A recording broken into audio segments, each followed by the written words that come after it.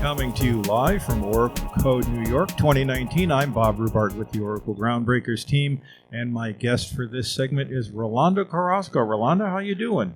Good, and you, Bob? How are you? I'm not bad at all, not bad at all. Happy to have a man who is both an Oracle ace and an Oracle Groundbreaker ambassador. Yeah, correct. Congratulations on that. Thank So tell me a little bit about what you do. Well, I'm part of a consulting firm in Mexico City. S&P Solutions is the name, and I think for the last maybe 2 to 3 years now, we are moving into a direction. We're trying to move our customers into a modern architecture. So in the last years, I think we are trying to do that. We are moving people who is trying to do API management things into API management projects into the Oracle API platform, for example, cloud services. Also trying to make customers who are currently using an old technology, trying to move them into a new technology with a modern architecture.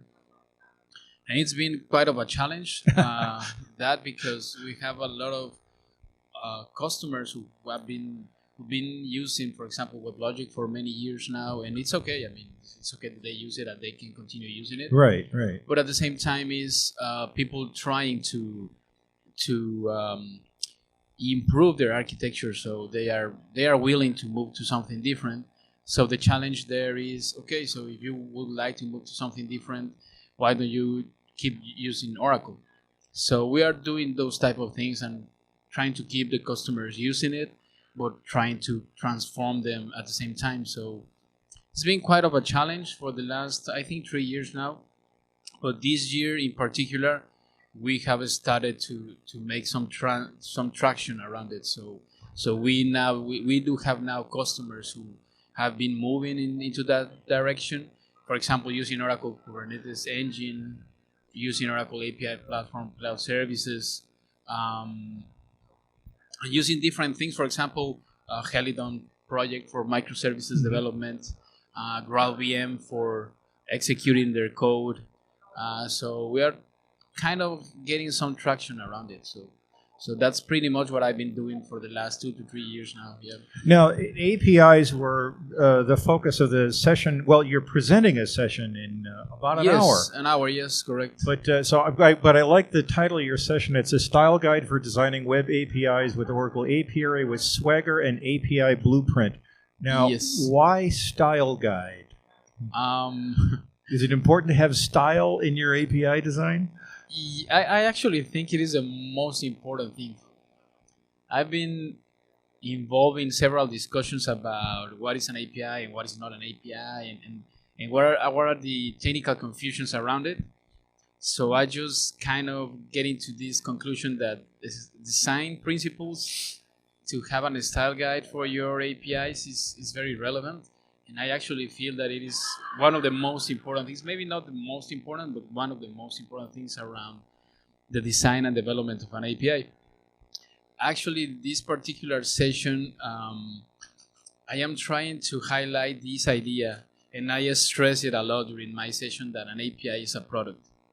So I start to give examples to the audience about why do you need to treat your API as a product, and I give examples about it and why you need to treat it as a product, and then why you need to have a design principle for that.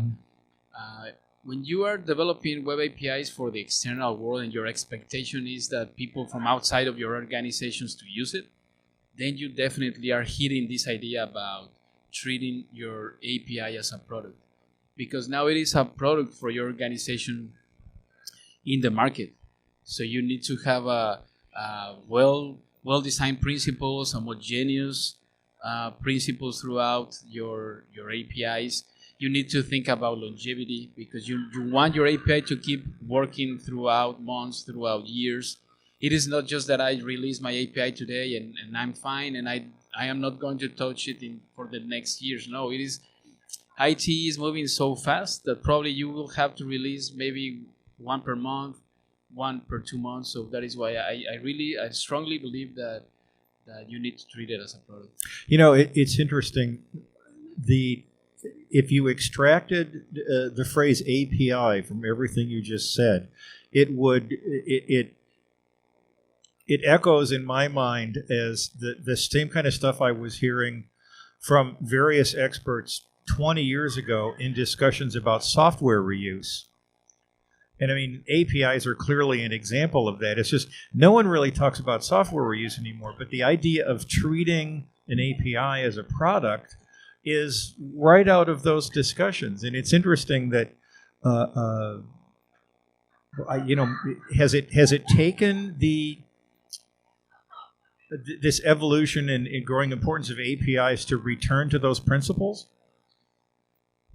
I think yes, in such a way, because also I mentioned it in my presentation that because you can get confused about what is an API, what is a microservice, what is a service, what is a function, and pretty much all have the same technical interface. So if you see something that is HTTP, REST, JSON, so you are tempted to say this is an API.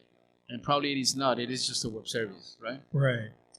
But in the other hand, you can say, well, I already have services inside my institution, so why not I can just deploy outside and get some new channels to hit those services I already have? That's a great idea. But let's just keep in mind something. Services are being built for reuse, and you want to use them to reduce your cost throughout reuse. That's one of the main purposes for services. But in the other hand, APIs, if you are treating them as a product and you are trying to get into new markets, to trying to get new channels, then you want to create an API for creating new revenue. But if you do the math of creating new revenue and at the same time reducing cost, then you are probably hitting a good idea, right? Yeah.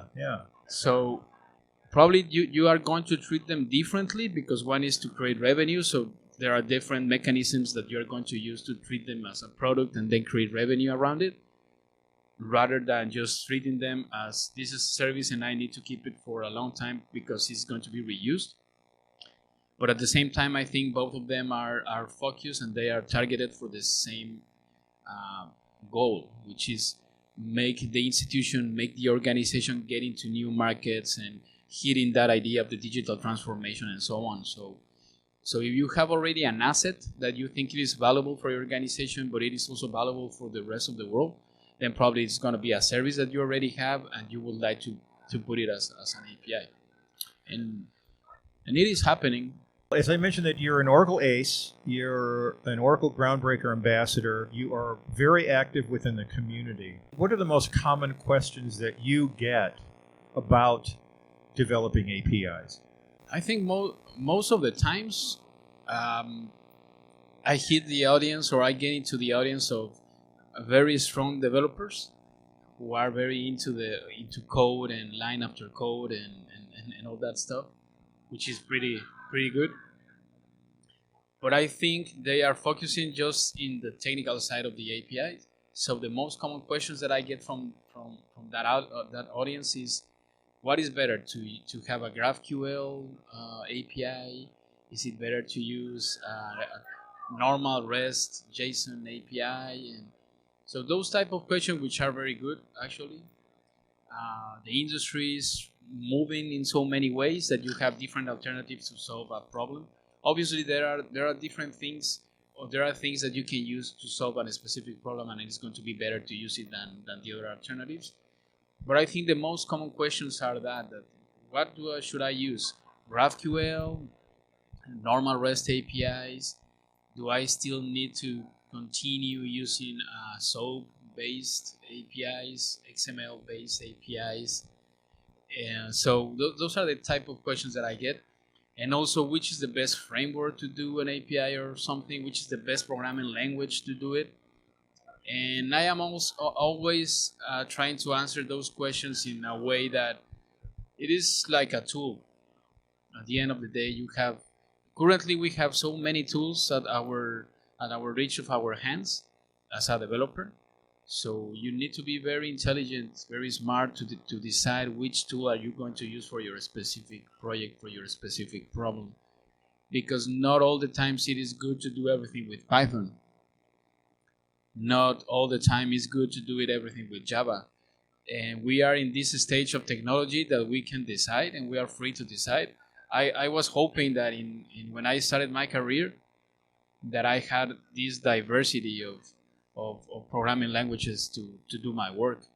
When I started my career, there was just a few of programming languages, and the industry was very into Java. Obviously, it's still there, but I had no options in that in those years. So now that you do have those options and you are a programmer, you are probably just getting out of college and you have a lot of ideas to share with the world, to say it in such a way that you need to do. You need to make very strong steps and smart steps in order to decide what to choose. As I mentioned, you're very active in the community. You present at a lot of conferences. You write blog posts. What do you get out of that personally? Well, that's a good question, because sometimes people is asking me, "Hey, why are you spending your time doing that? And why are you spending your time instead of doing something extra or something different?" What am I getting from that? I think is kind of getting value from the community, because every time I write something, I know someone is probably going to have a good or get a good content from my end, and probably I'm going to help him or help her to whatever he's trying to do. So I just visualize it as a very how to say it, not a selfish type of thing, that I'm just doing this to myself and I am writing this to myself, and because I want to get recognized that I write a lot of things and I say a lot of things and I recorded a lot of videos, audios, and whatever. No, that's not what I'm trying to do. What I really like, and that is why I'm here in these events, and I'm trying to contribute in these type of events, is just to share the knowledge that I have. Is not that I have a lot of knowledge. That's not true. I just have one knowledge that I would like to share, and probably that's going to be valuable. So my get from there is just share it, and probably I can help someone in the audience. Well, and I'm sure they appreciate it. Rolando, thanks so much for stopping by, and hopefully I'll see you at Oracle Code 1 in San Francisco. Yes, I'm actually going to be there, so hopefully my sessions are accepted, and I think they were. Good. So I'm definitely going to be there, and I really appreciate, Bob, that you always invite me to do these type of things. Oh, shucks. And, I really appreciate it. Thank you. And if people want to get some insight from you, what's the name of your blog? I am doing oracleradio.blogspot.com, which is actually, it has, this year I am with the blog for the last 11 years, so it's been a while. Yeah. Doing that blog, but I am starting to do articles in Medium. Yeah. Medium.com, and it's been good. There is a lot of articles at Medium.com, obviously, and there's a lot of very good authors. So I trying to improve myself in order to have good content. Yeah, Medium's become a very important platform for a lot of technical content. Yeah, so you can find me there at Medium.com or Oracle Radio. I also, because I try to write in Spanish and English, so I try to mix them, and so you can also get my articles at the Oracle Spanish community. Mm-hmm. So you can get it there. And you've been a panelist on more than a few Oracle Groundbreaker podcasts too, I think. Oh yes, absolutely. The last one I think was a very good one. Oh, they're all good.